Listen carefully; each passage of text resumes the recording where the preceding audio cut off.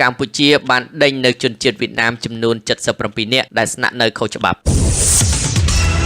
ជនជាតិវៀតណាមសរុបចំនួន77នាក់ត្រូវបានបណ្តេញចេញពីប្រទេសកម្ពុជាតាមច្រកទ្វារព្រំដែនអន្តរជាតិបាវិតខេត្តស្វាយរៀងក្រោយរកឃើញថាពួកគេស្នាក់នៅដោយខុសច្បាប់បើតាមអគ្គនាយកដ្ឋានអន្តរប្រវេសន៍ក្នុងចំណោមជនជាតិវៀតណាមទាំងនោះដែលមានស្រីចំនួន34នាក់គឺមានពាក់ព័ន្ធនឹងករណីបំពានប្រកាសស្តីពីការបណ្តេញជនបរទេសចេញពីកម្ពុជាលួចស្នាក់នៅធ្វើការងារដោយខុសច្បាប់លួចឆ្លងដែនខុសច្បាប់ប្រើប្រាស់ដោយខុសច្បាប់នៅសារធាតុញៀនអនុវត្តទោសចប់ការបណ្តេញចេញនេះធ្វើឡើងកាលពីថ្ងៃទី19ខែធ្នូឆ្នាំ